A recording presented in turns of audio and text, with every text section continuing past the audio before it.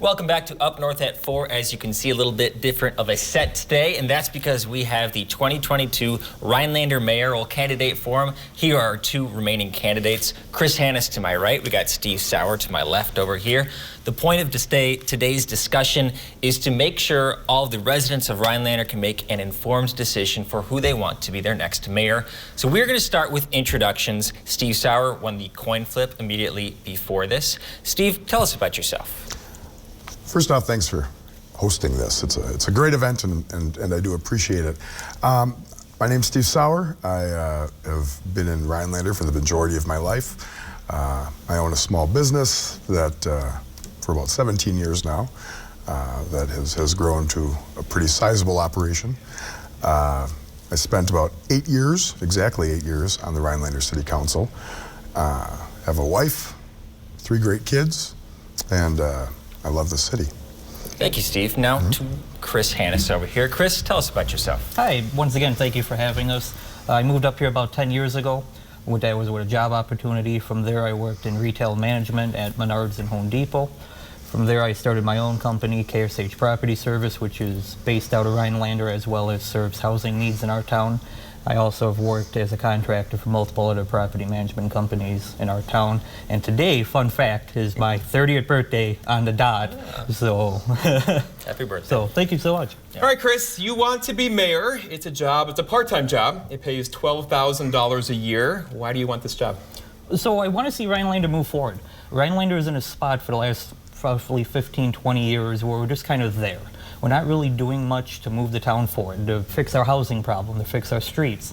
You know, we need to be a lot more proactive to get this town on the map and just build it better. Yeah, Steve, same question for you. Well, I must say, with per diems and vehicle allotment, it's more like a $16,000 a year job. So, I mean, there are big bucks there. I spent 8 years on the council really working to try to get the city kick-started as far as that moving forward and trying to rebuild not only our government but also the way that we do business. There were a lot of issues that we saw on the city council back then. There was a lot of infighting, but right now I see we're ready to go. The city's ready to move. The employees are ready to move, but we need to keep that momentum, and we really need to get our policies and procedures in place so that moving forward, nobody has a question anymore. Nobody has a concern anymore because it's all directly covered and addressed by the city. Now let's get into some issues that the city faces. Rhinelander is poised to grow but lacks affordable housing. Good paying jobs are available and people are looking to move to our city, but the city limits seemed fixed at the moment. How will Rhinelander expand and grow into the future? We'll go to Mr. Sauer. Well, we have a couple of options as far as our city limits. We have really been looking at zoning options, the city has as of recently, and we're really trying to expand those city limits.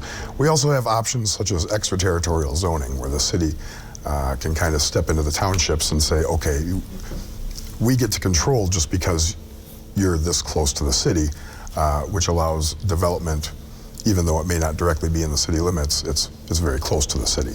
The Housing Needs Survey came forth with some really great recommendations, and the process moving forward is perfectly laid out in the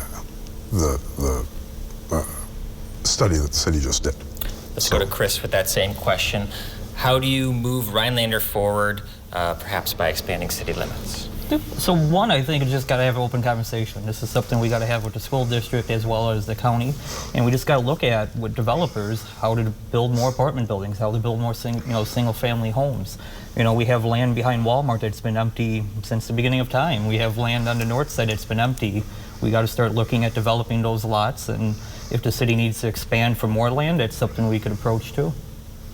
All right, Chris, back in February, a city meeting turned heated. Rhinelander firefighters and other city employees voiced dissatisfaction with the administration. You have asked for more open communication and less hostile work environment. What are your plans to boost employee morale and quell their concerns? So every employee loves their job. You know, right now we're in a position where they're dedicated to the Rhinelander. A lot of them live in the community. They care to a very high level.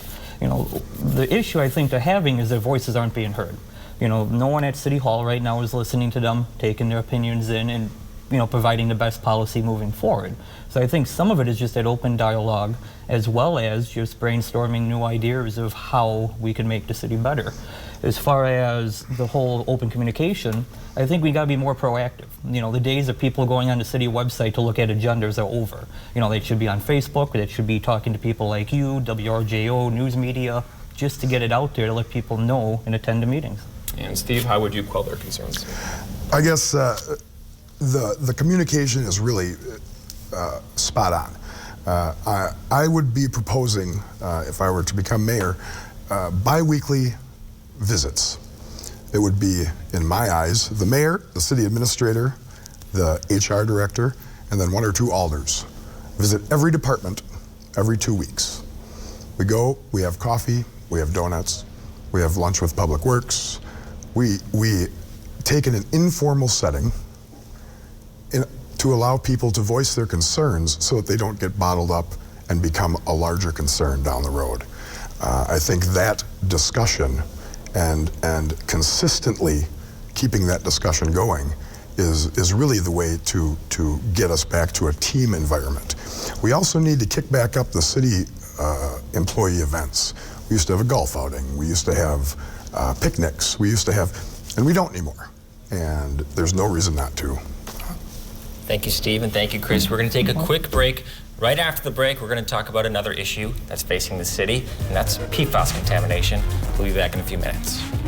Welcome back to the 2022 Rhinelander Mayoral Candidate Forum here on WJFW. We're going to talk about PFAS now. We'll start with Steve. 2 of Rhinelander's 8 wells were closed in 2019 after they were found to have high levels of PFAS. They are still closed.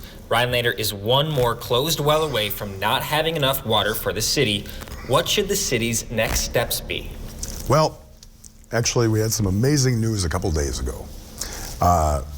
There was a bill pushed through, or championed by Tammy Baldwin, the Omnibus Appropriations legislation, in which the city of Rhinelander is to receive $1.6 million directed to water quality infrastructure, whether that means cleaning the PFAS up, whether it means finding a new well. We have been given $1.6 million federal dollars to really start the work of making that happen. And so we're there. Okay, then let's direct that question to Chris. What would your next steps be with these 2 wells closed because of PFAS? So end of the day, every citizen demands clean, safe water and enough of it. So really the only 2 options we have is drill another well and start that process, or treat the current wells to get them back online. Unfortunately, the 2 wells offline are also the 2 newest wells, so it's something we got to look at the cost of either or and make the best decision. All right, Chris, so paying for this won't be cheap. He announced, the money coming from the government, but, do you think the city should go after the people who contaminated the wells? Well, possibly. So what I mean by that is right off the bat, no one cares who did it. We just want water. We need safe water, so that should be our primary focus. After that, we should look into how it got contaminated. If it's something that was wrongdoing or where someone did it, not by policy or procedure, then we should go after them. But after we have enough safe drinking water. All right, Steve, same question for you. Unfortunately, we ran into the same issue with the old dump location. There were 3 main parties that ended up settling to do long-term testing. It's very difficult when you have contamination that occurred 20 years ago, 30, 40, 50 years ago, because the companies that owned and did these things, number 1, probably did so with the city's knowledge or the county's knowledge. Number 2, they are probably held by a 4th party by now. So it's very difficult to go after the actual perpetrators, because some of these, we look at the mill, for instance, has changed hands half a dozen times. So who at that point is at fault? And it makes it a tough thing to do. And then question here, looking at the city budget, what is something you would add money to, and what is something you would take money away from? We'll start with Steve here. Well, that's a loaded question, isn't it? The taking money away from isn't necessarily something that we have to do. There are funds within the city that have gone unnoticed for many, many years. And the key is we need to start consolidating those funds, the non-designated funds. So there's money there to reinvest into the city.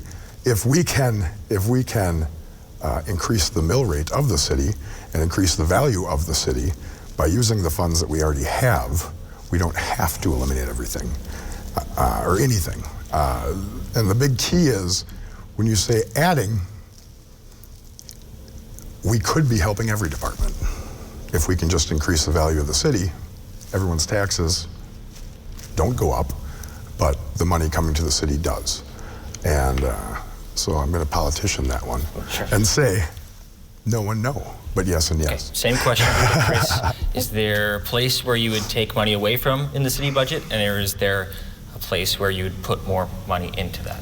Okay, so from taking away, I don't see any spot directly we need to take away. I think we need to work with the school district as well as the county to be more efficient. You know, if we can combine health policies or insurance policies, we could cut the overall cost, which would free up money.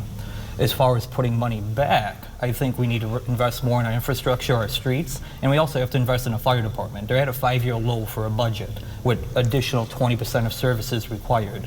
So we need to beef up that department to provide great service for our community.